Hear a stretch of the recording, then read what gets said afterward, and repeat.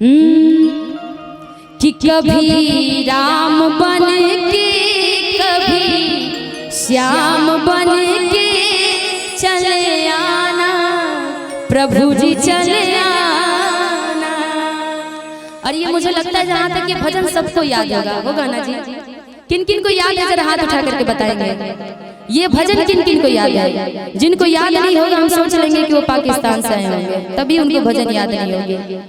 वरना जो हमारे हिंदुस्तान के सच्चे भक्त होंगे, सच्चे शेर होंगे, ये भजन बहुत पुराना भजन है जो हमारे घर में हमारे पूर्वज गाते थे। हमारे बुद्धिजीवी, हमारे मम्मी पापा, हमारे माता बहन सब लोग गाते थे। ये भजन सबको आना चाहिए। तो जरा मेरे साथ हाथ उठा करके सब लोग मीठी मीठी तालियां बजाइएगा और गाइएगा। हम चाहेंगे कैमरे वाले भैया लोग भी बहुत सारे आए हैं, तो कैमरा इधर करिएगा, आप लोग इधर कर दीजिए। मुझे तो हमेशा यूट्यूब पर देखेंगे, इधर करके। और यहाँ के भक्तगणों का हाथ आप कैमरे में रिकॉर्ड कीजिएगा कि कभी राम बन के कभी श्याम बन के चले आना प्रभु जी चले आना। कभी राम बन मीठी मीठी तालियां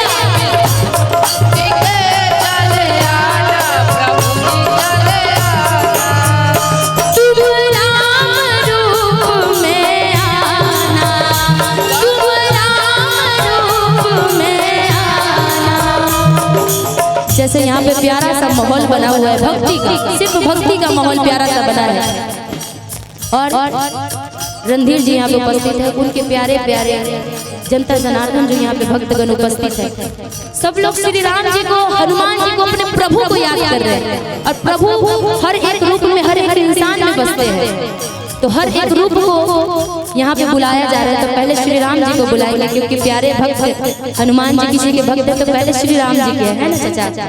तो पहले वो श्री राम जी को बुलाएंगे।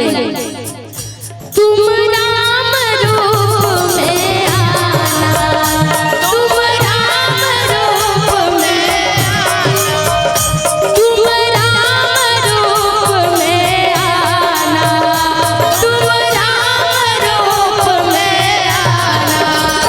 सीता साथ लेके धनुष हाथ लेके, सीता साथ लेके धनुष हाथ लेके चले आना प्रभु जी चले आना, चले आना प्रभु जी चले आना।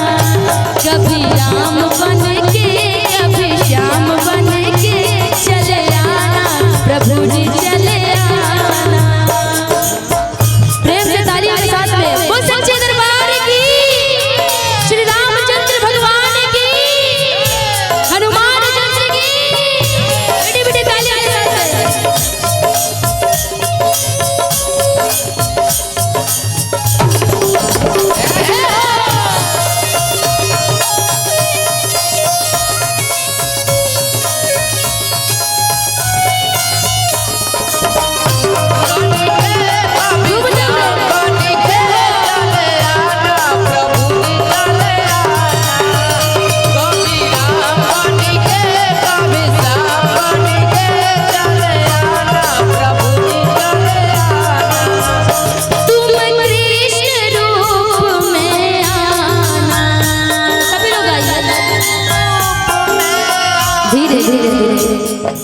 जैसे कि सभी लोग जानते हैं भजन का मतलब होता है कि सब लोग झूमते हैं, रात भर झूमना होता है, नाचना होता है, गाना होता है।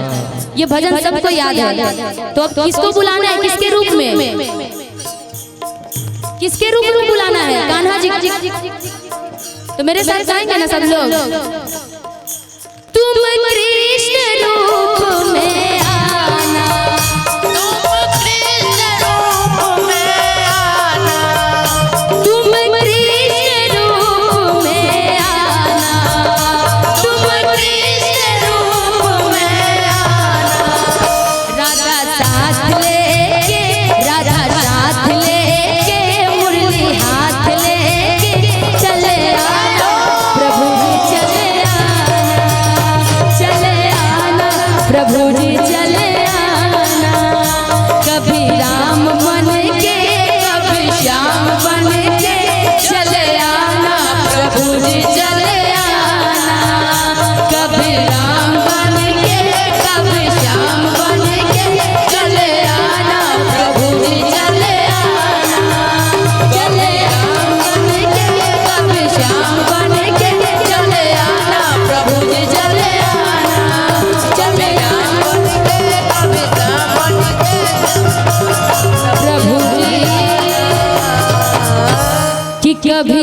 श्री राम बन के कभी श्याम बन के चले आना, प्रभु जी चले आना।